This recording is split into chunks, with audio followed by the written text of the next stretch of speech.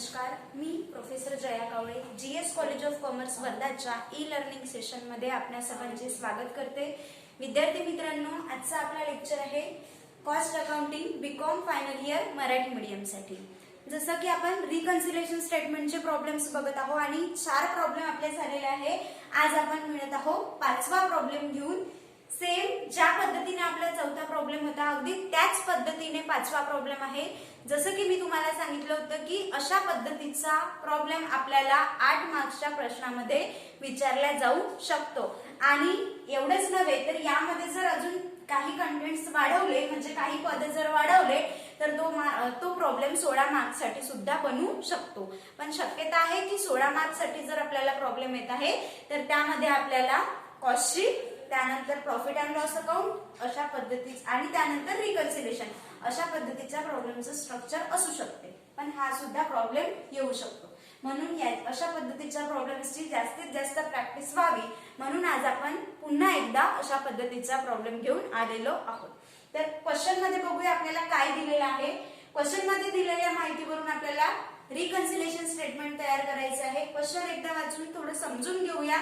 जसं आपण कालच्या प्रॉब्लेम मध्ये केलं की जसं आपण पद वाचत आहे तर कुठलं पद प्लस होईल किंवा कुठलं पद प्रॉफिट मध्ये ते मायनस होईल हे आपल्याला इथे समजून घ्यायचं आहे आणि मग आपल्याला रिकन्सिलेशन स्टेटमेंट मध्ये डायरेक्ट व्हॅल्यू पुट करायची आहे किंवा लिहायचं आहे। क्लिअर?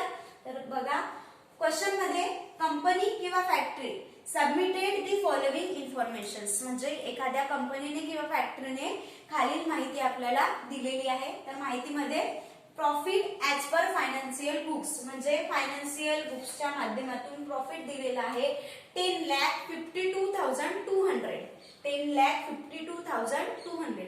देन सेकंड प्रॉफिट दिलेला आहे profit as per cost account, cost अकाउंटिंगच्या माध्यमातून प्रॉफिट आलेला आहे 10,08,000 म्हणजे दोन्हीचं फायनान्शियल अकाउंटिंगचं आणि कॉस्ट अकाउंटिंगचं दोन्ही प्रॉफिट आपल्याला प्रॉब्लेम मध्ये दिलेलं आहे। त्यानंतर बघूया अदर इन्फॉर्मेशन्स काय दिलेले आहे। Other informations as under.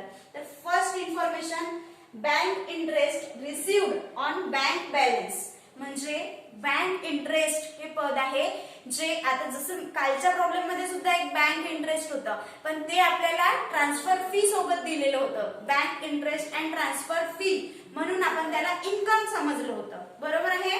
But या प्रॉब्लेम मध्ये आपल्याला सांगितलं आहे bank interest received on bank balance. इथे आपल्याला क्लिअरली सांगितलं आहे की बँक इंटरेस्ट हे बँक बॅलन्स वर रिसिव्ड झालेलं आहे। म्हणजे हे काय आहे आपलं एक्सपेन्सेस की इन्कम? रिसिव्ड आहे म्हणजे काय आहे? इन्कम आहे। तर इन्कम हे रिसिव्ड झालेलं आहे mention only in financial books. पण ते कसं आहे ते फक्त फायनान्शियल बुक्स मध्येच मेन्शन केलेलं आहे। म्हणजेच काय की ते कॉस्ट अकाउंट मध्ये विचारात घेतलेलं नाही। मग हा जो पद आहे तो कुठे येईल की जे आपण इन्कम अंडर शो करत असतो, इन्कम अंडर शो किंवा not show in cost account काय होत असते? प्लस होत असते। फर्स्ट रीडिंग मध्ये आपण लिहित असतो ना, बरं आपण फर्स्ट रीडिंग आधी लिहूनच घेऊ। सर्वात आधी आपण काय घेत असतो? Profit.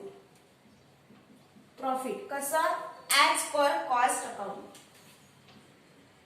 As per cost account. Cost अकाउंटिंगच्या माध्यमाने आपलं किती प्रॉफिट आलेलं आहे बघा। आताच आपण बघितलं 10,08,000 10,08,000। आता हे जे प्रॉफिट आहे याला आपल्याला फायनान्शियल अकाउंटिंगच्या प्रॉफिट एवढा आणायचं आहे। म्हणजे काय करायचं आहे 10,52,200 एवढं आपलं प्रॉफिट रिकन्सिलेशन मध्ये आलं पाहिजे। क्लिअर? आता हे प्रॉफिट लिहिल्यानंतर आपण काय करत असतो यामध्ये जे प्लस होणारे पद आहे किंवा जे मायनस होणारे पद आहे ते आपण प्लस आणि मायनस करत असतो। तर प्लस होणारे पद काय असते? ऍड। काय ऍड करायचं आहे आपल्याला? तर ऍड काय करत असतो आपण? एक्सपेन्सेस आणि इन्कम। ठीक आहे। मग एक्सपेन्सेस आणि इन्कम कशा पद्धतीने कुठले एक्सपेन्सेस प्लस करायचे आहे, कुठले एक्सपेन्सेस मायनस करायचे आहे हे सुद्धा तुम्हाला सांगितलं गेलेलं आहे। एक्सपेन्सेस कोणते प्लस होईल? तर एक्सपेन्सेस जे ओव्हरचार्ज असेल ते प्लस होईल। काय होईल? एक्सपेन्सेस ओव्हरचार्ज, एक्सपेन्सेस ओव्हरचार्ज या ठिकाणी प्लस होईल। क्लिअर. त्यानंतर इन्कम. तर इन्कम काय, तर इन्कम अंडर शो म्हणजे जे इन्कम कमी दाखवल्या गेलेलं आहे ते सुद्धा या ठिकाणी प्लस होईल. जास्त दाखवलेले एक्सपेन्सेस आणि कमी दाखवलेले इन्कम प्लस होत असते. तर या ठिकाणी इन्कम अंडर शो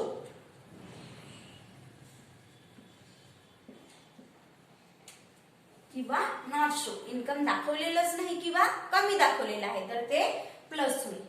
इन्कम कमी दाखवलं त्यामुळे प्रॉफिट आपलं कमी झालेलं आहे. आता प्रॉफिट वाढवायचं आहे तर ते प्लस करायचं. एक्सपेन्सेसचं सुद्धा तसंच.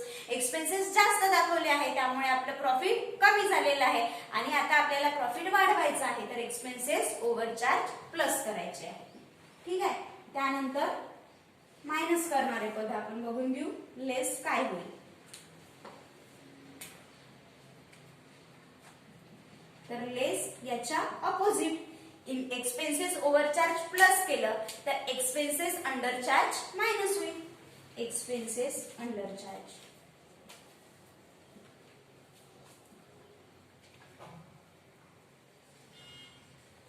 ठीक आहे.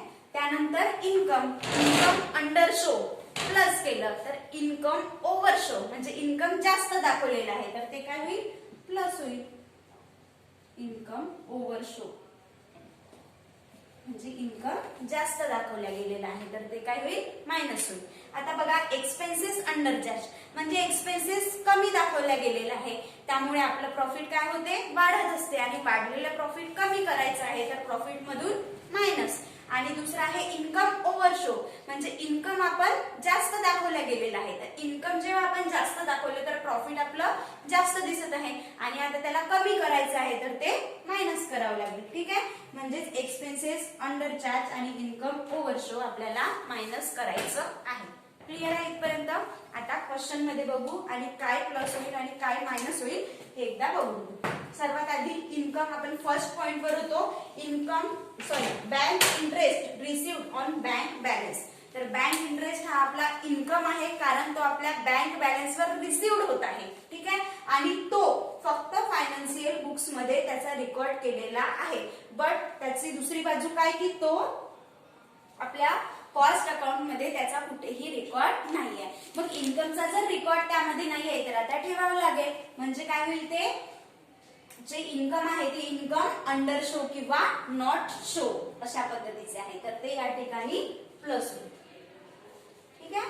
त्यानंतर दुसरा point, interest on investment not mention in cost account. आता इंटरेस्ट ऑन इन्व्हेस्टमेंट हे सुद्धा काय आहे, आपलं इन्कम आहे. बरोबर आहे. इन्व्हेस्टमेंट आपण करतो आहे म्हणजे इन्व्हेस्टमेंट जी आहे ती आपल्या व्यवसायाची इन्व्हेस्टमेंट आहे आणि त्यावर जर आपल्याला उत्पन्न मिळत आहे तर ते आपलं उत्पन्न आहे, इन्कम आहे. इन्व्हेस्टमेंट वरचं जर इंटरेस्ट मिळत आहे तर ते आपलं इन्कम आहे आणि ते आपण या ठिकाणी इन्कम अंडर शो या हेडिंग मध्ये आपण प्लस करूया कारण ते कसं नॉट मेन्शन आहे म्हणजे ते कॉस्ट अकाउंट मध्ये विचारात घेतलेलं नाहीये. बट आता आपल्याला ते या ठिकाणी विचारात घ्यावं लागेल. क्लिअर. त्यानंतर third point, dividend received and rent received not mention in cost account. Same as it is म्हणजे डिव्हिडंड रिसिव्ड किंवा रेंट रिसिव्ड हे दोन्ही काय आहे, आपले इन्कम आहे आणि ते income not mention in cost account म्हणजे हे दोन्ही इन्कम कॉस्ट अकाउंट मध्ये मेन्शन केलेले नाहीये. तर आता त्या इन्कमचा रेकॉर्ड आपल्याला ठेवावा लागेल म्हणून ते इन्कम अंडर शो किंवा इन्कम नॉट शो या नावाने या ठिकाणी रिकन्सिलेशन स्टेटमेंट मध्ये प्लस करावे लागेल. ठीक आहे. त्यानंतरचा पॉइंट आहे चौथा, cash discount paid charge only in financial books म्हणजे जे कॅश डिस्काउंट आहे ते पेड केलेलं आहे म्हणजे तो आपला एक्सपेन्सेस आहे आणि ते charge only in financial books म्हणजे ते फक्त फायनान्शियल बुक्स मध्येच चार्ज केलेलं आहे. आता कॅश डिस्काउंट हे काय आहे, पेड केलेलं आहे म्हणजे काय आहे, हा आपला एक्सपेन्सेस आहे आणि हा एक्सपेन्सेस आपण फक्त फायनान्शियल बुक्स मध्ये घेतलेला आहे जो की कॉस्ट अकाउंट मध्ये तो एक्सपेन्सेस घ्यायला पाहिजे होता पण घेतलेला नाहीये. तर कॅश डिस्काउंट हा एक्सपेन्सेस कमी लिहिला गेलेला आहे किंवा लिहिला गेलेला नाही आहे म्हणजेच काय आहे की तो अंडर शो आहे आणि एक्सपेन्सेस जर अंडर चार्ज असेल म्हणजे कमी चार्ज केलेला असेल तर तो आपण काय करत असतो, मायनस करत असतो. तर या ठिकाणी कॅश डिस्काउंट हा काय होईल मायनस. ठीक आहे. त्यानंतर पाचवा point office transfer expenses charge only in financial books. म्हणजे ऑफिस ट्रान्सफर एक्सपेन्सेस आलेला आहे म्हणजे या कंपनीने किंवा या संस्थेने आपलं जो ऑफिस आहे तो एका ठिकाणावरून दुसऱ्या ठिकाणी ट्रान्सफर केलेला असेल आणि त्यासाठी त्यांना काही एक्सपेन्सेस आला. या ठिकाणावरून दुसऱ्या ठिकाणी ऑफिस नेण्यासाठी जो काही एक्सपेन्सेस आला असेल तो जो एक्सपेन्सेस झालेला आहे तो एक्सपेन्सेस चार्ज केलेला आहे but only in financial books. पण कुठे फक्त फायनान्शियल बुक्स मध्येच त्याचा रेकॉर्ड ठेवलेला आहे. पुन्हा वन्स अगेन एक्सपेन्सेस आहे नॉट चार्ज म्हणजे अंडर चार्ज तर लेस होईल. म्हणजे या ठिकाणी ऑफिस ट्रान्सफर एक्सपेन्सेस सुद्धा काय होईल मायनस होईल. ठीक आहे. त्यानंतर नेक्स्ट 6वा point loss by law charge only in financial books. आता लॉस आहे लॉस सुद्धा काय होत असतो आपला मायनस होत असतो परंतु तो फक्त त्याचा तो जो चार्ज केलेला आहे लॉस तो फक्त ओनली इन फायनान्शियल बुक्स आहे. म्हणजे त्याचा सुद्धा रेकॉर्ड कॉस्ट अकाउंट मध्ये ठेवला गेलेला नाही आहे. तर आता ते सुद्धा आपल्याला एक्सपेन्सेसच्या या एक्सपेन्सेस अंडर चार्जच्या हेडिंग मधून किंवा रिकन्सिलिएशन स्टेटमेंटच्या कॉस्ट अकाउंटिंगच्या प्रॉफिट मधून ते आपल्याला मायनस करावं लागेल. कारण हा लॉस जो आपण चार्ज केलेला नाहीये किंवा लॉस आपण प्रॉफिट मधून मायनस केलेला नाहीये त्यामुळे प्रॉफिट आपलं जास्त दिसत आहे आणि आता ते कमी करायचं आहे तर ते आपल्याला मायनस करावं लागेल. ठीक आहे. त्यानंतर 7वा point penalty paid charge only in financial books. आता पेनॉल्टी सुद्धा काय आहे हा आपला एक्सपेन्सेस आहे आणि तुम्हाला पेनॉल्टी माहित आहे जे आपण कॉस्ट शीट मध्ये वगैरे शिकलेलो आहोत. तर हा एक्सपेन्सेस पेड केला गेलेला आहे परंतु जो चार्ज केलेला आहे तो आहे ओनली इन फायनान्शियल बुक्स. म्हणजे हा एक्सपेन्सेस सुद्धा फक्त फायनान्शियल बुक्स मध्ये चार्ज केलेला आहे तो कॉस्ट अकाउंट मध्ये चार्ज केलेला नाहीये. आणि जे एक्सपेन्सेस फक्त फायनान्शियल अकाउंटिंग मध्ये फायनान्शियल बुक्स मध्ये चार्ज केलेले आहे जे कॉस्ट बुक्स मध्ये चार्ज केलेले नाहीये ते आपण काय करत असतो मायनस करत असतो. तर या ठिकाणी पेनॉल्टी पेड सुद्धा काय होईल मायनस होईल. ठीक आहे. त्यानंतर next pension to employees charge only in financial books. आता एम्प्लॉईजला आपण पेन्शन पे करत आहोत पेन्शन पेड करत आहोत तो सुद्धा काय आहे कंपनीचा एक्सपेन्सेस आहे आणि पेन्शन हा एक्सपेन्सेस आपण फक्त कुठे देत असतो कुठे घेत असतो फायनान्शियल बुक्स मध्ये. कारण कॉस्ट शीट मध्ये कुठेतरी आपण पेन्शन नावाचं पद कुठे घेतलेलं आहे का नाही घेतलेला आहे. म्हणजे हा जो एक्सपेन्सेस आहे तो फक्त फायनान्शियल बुक्स मध्ये घेतला गेलेला आहे म्हणजे तो कॉस्ट शीट मध्ये घेतलेला नाहीये. तर आता हा एक्सपेन्सेस नॉट शो आहे एक्सपेन्सेस हा शो केलेला नाहीये तर तो आता आपल्याला मायनस करावा लागेल. त्यामुळे आपलं प्रॉफिट जास्त दिसत आहे आता कमी करण्यासाठी मायनस करायचं आहे.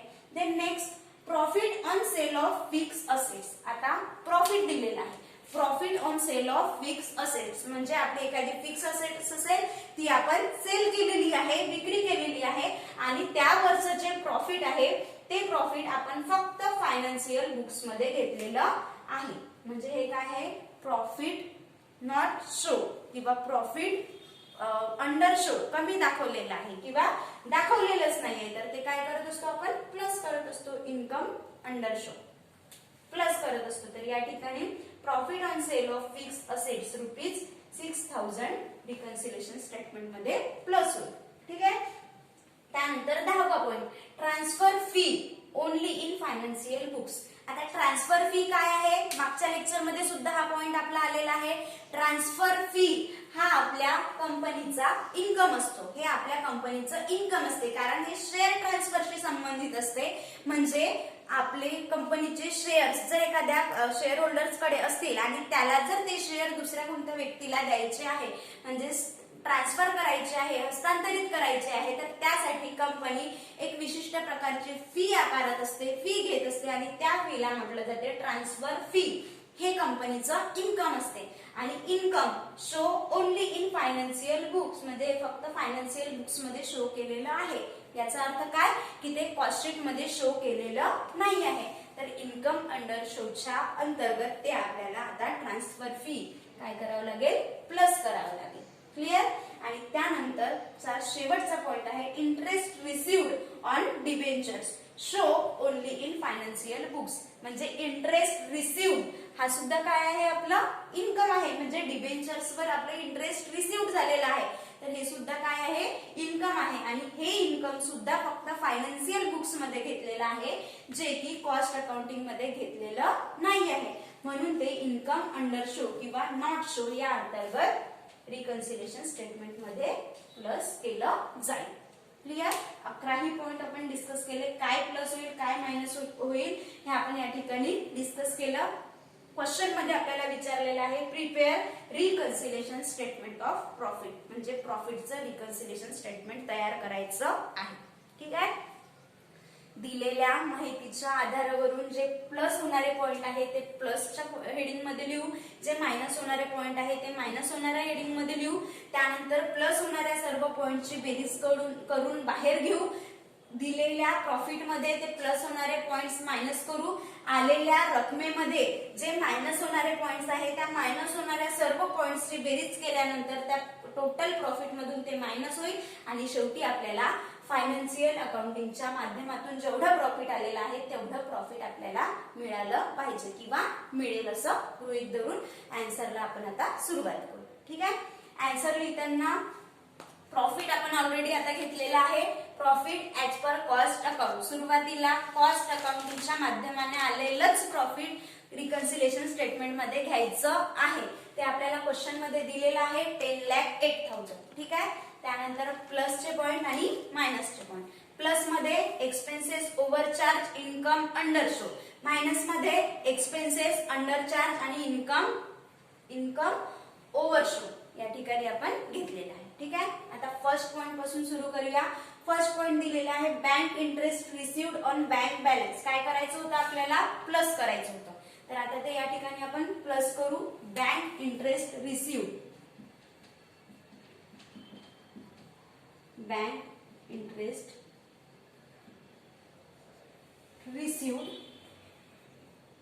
On bank balance mention only in financial books. तर आपण या ठिकाणी याला लिहू शकतो bank interest received not show किंवा only show in financial books असं सुद्धा लिहू शकतो. किंवा याला आपण असं लिहू शकतो not show in cost account. Not show in cost account किती आहे, ₹3,200. ₹3,200. पहिलं पद झालंय. दुसरं इंटरेस्ट ऑन इन्व्हेस्टमेंट. हा सुद्धा इन्कम आहे, नॉट शो आहे. तो सुद्धा आपण तसंच लिहून घेऊया. Interest on investment.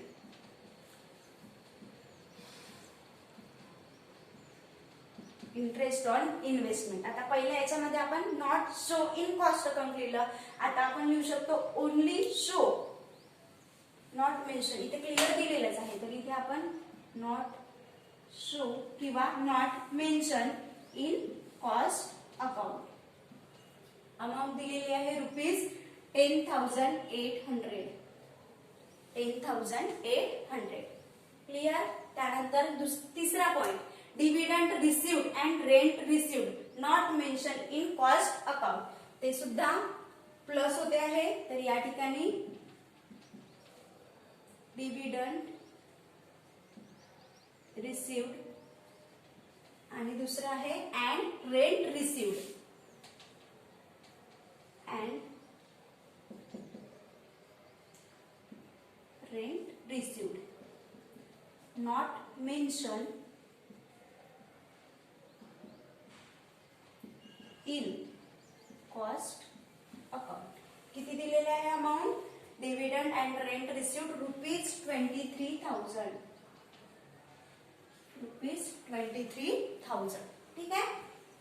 तिसरा पॉइंट झाला. त्यानंतर चौथा point cash discount paid. Expenses होता नॉट शो, तर तो आपल्याला मायनस करायचा आहे. तर या ठिकाणी मायनसच्या पॉइंट मध्ये कॅश डिस्काउंट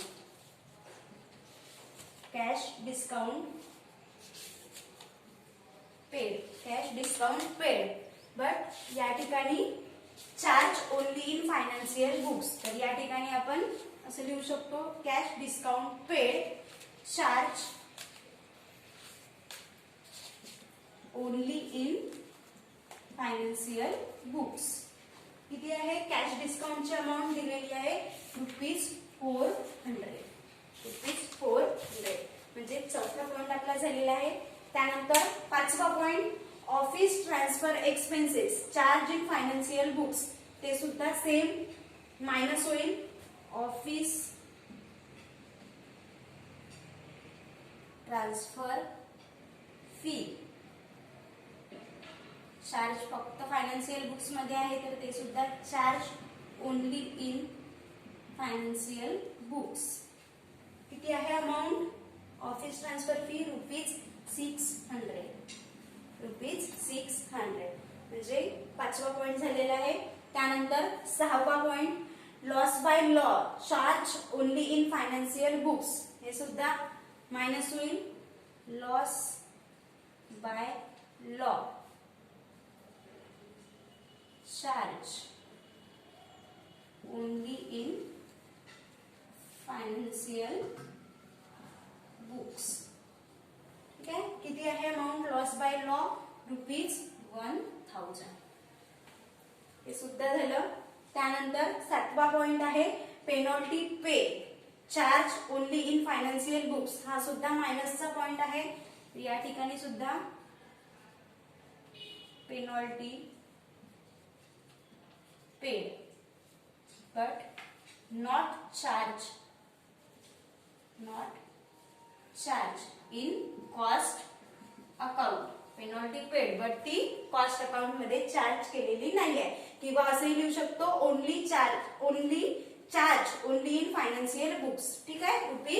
₹2000 हे झालंय. त्यानंतर आठवा point pension to employees charge in only financial books ते सुद्धा आपण मायनस करत आहोत. तर पेन्शन टू एम्प्लॉईज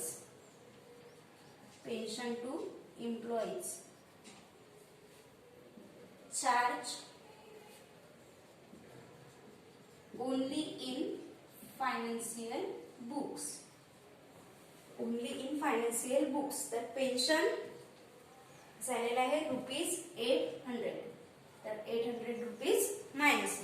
त्यानंतर next profit on sale of fix assets काय होईल प्लस. तर profit on sale of fix assets show only in financial books तर याला ऍज इट इज आपण तसंच लिहूया. Profit on sale of fixed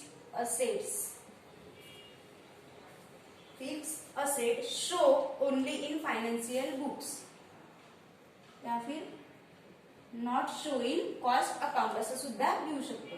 किंवा याला show only in financial books. किती आहे amount profit on sale of assets ₹6000 हा सुद्धा पद झाला. त्यानंतर 10वा point transfer fee only in financial books. Transfer fee income आहे ते सुद्धा फक्त फायनान्शियल बुक्स मध्ये घेतलेलं आहे. इथे घेतलेलं नाहीये तर ते आता आपण इथे घेऊ. Transfer fee not show in cost account ते कॉस्ट अकाउंट मध्ये शो केलेली नाही आहे. किती आहे ₹4000 किती आहे ₹4000. अँड देन लास्ट हे झालं. याला सुद्धा right mark. Interest received on debentures हे सुद्धा इन्कम आहे आणि ते not show in financial books आहे तर ते सुद्धा आपल्याला या ठिकाणी घ्यावं लागेल. Interest received on debentures only show in financial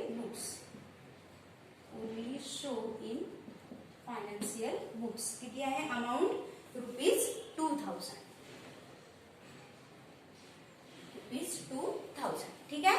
आता क्वेश्चन मध्ये दिलेले सर्व पद जे आपले प्लस करायचे होते ते आपण प्लस केले, जे मायनस करायचे होते ते आपण मायनसच्या पॉइंट मध्ये लिहिले. आता 11 पद आपल्याला दिलेले होते ते 11 पदांची एंट्री आपली झालेली आहे का एकदा चेक करून घ्यायचं. या ठिकाणी आपले 6 पद आलेले आहे आणि या ठिकाणी आपले 5 पद आलेले आहे, म्हणजे 11 पदांची एंट्री आपण बरोबर केलेली आहे. कधी कधी जेव्हा आपण प्रॉब्लेम सॉल्व्ह करण्याच्या फ्लो मध्ये राहतो तर कधी कधी एखादी पद सुटण्याची शक्यता असते, त्यामुळे व्यवस्थित बघून घ्यायचं की 11 पद आपल्याला दिलेले आहे, पॉइंट दिलेला आहे, तर 11ही पदांची एंट्री, पॉइंटची एंट्री आपण व्यवस्थित केलेली आहे का ते बघून घ्यायचं. क्वेश्चन वाचताना प्लस मायनस जे काही करायचं आहे ते एकदा बघून घ्यायचं आणि त्यानंतर प्रॉब्लेम सॉल्व्ह करत असताना ते आपण पटापट मग करणे आपल्याला शक्य होते. ठीक आहे. आता प्लसची सर्व पदे लिहून झालेली आहे, मायनसची सर्व पदे लिहून झालेली आहे. जे प्लसचे पॉइंट आहे त्या प्लसच्या पॉइंटची एकंदरीत बेरीज आपल्याला करायची आहे. एकंदरीत बेरीज करताना 3200 plus 10800 plus 23000 plus 6000 plus 4000 plus 2000 अशा पद्धतीने आपण पूर्ण टोटल बेरीज केल्यानंतर आपल्याला याची बेरीज मिळेल ₹49,000. आता दिलेल्या प्रॉफिट मध्ये, दिलेल्या कॉस्ट अकाउंटिंगच्या प्रॉफिट मध्ये जे प्लस करणारे आयटम होते ते प्लस होणारे आयटम प्लस करू 10,08,000 मध्ये 49,000 जर आपण ऍड केले तर आपल्याला अमाउंट मिळेल ₹10,57,000. आता लेस होणाऱ्या पदांची एकत्रित बेरीज करून आउटर कॉलम मध्ये लिहू 400 plus 600 plus 1000 plus 2000 plus 800. Total याची होईल आहे 4800. मात्र लक्षात ठेवायचं आहे काय करायचं आहे आपल्याला, मायनस करायचं आहे. 49,000 काय करायचे होते, प्लस करायचे होते. कधी कधी आपण घाईघाईमध्ये, घाई गडबडीमध्ये हे प्लस आणि हे सुद्धा प्लस करून ठेवतो, त्यामुळे उत्तर आपलं बरोबर येत नाही. तर 49,000 मायनस करायचे होते आणि 49,000 प्लस करायचे होते आणि 4,800 आपल्याला मायनस करायचे आहे. तर 10,57,000 मधनं 4,800 मायनस करायचे आहे आणि 4,800 मायनस केल्यानंतर आपल्याला प्रॉफिट मिळेल 10,52,200. बघा आपलं जेवढं आपल्याला फायनान्शियल बुक्सचं प्रॉफिट दिलेलं आहे तेवढा प्रॉफिट एवढा आपलं प्रॉफिट येत आहे का, 10,52,200. म्हणजे आपण सोडवलेला जो प्रॉब्लेम आहे ते आपला टॅली झालेला आहे. तर याला आपण लिहूया प्रॉफिट, ठीक आहे, ब्रॅकेट मध्ये as per financial books, as per financial books. ठीक आहे, फायनान्शियल बुक्स एवढं आपलं प्रॉफिट आलेलं आहे ₹10,52,200. तर हा होता आजचा प्रॉब्लेम, ज्यामध्ये आपण फायनान्शियल बुक्स मध्ये दिलेले जे प्रॉब्लेम पद्धती आहे किंवा रेकॉर्ड्स आहे ते आपण जे शो केलेले नव्हते कॉस्टशीट मध्ये ते शो करून प्लस मायनसच्या माध्यमातून आपण रिकन्सिलाइज्ड प्रॉफिट केलेलं आहे. पुन्हा भेटू नेक्स्ट लेक्चर मध्ये. तोपर्यंत झालेल्या व्हिडिओची प्रॅक्टिस करत राहा. झालेले जे एक्झाम्पल आहे ते स्वतः सॉल्व्ह करून पाहत चला. नेक्स्ट व्हिडिओ येईपर्यंत झालेल्या प्रॉब्लेमची प्रॅक्टिस करा. त्यानंतर पुन्हा भेटूया नेक्स्ट लेक्चर मध्ये. तोपर्यंत धन्यवाद.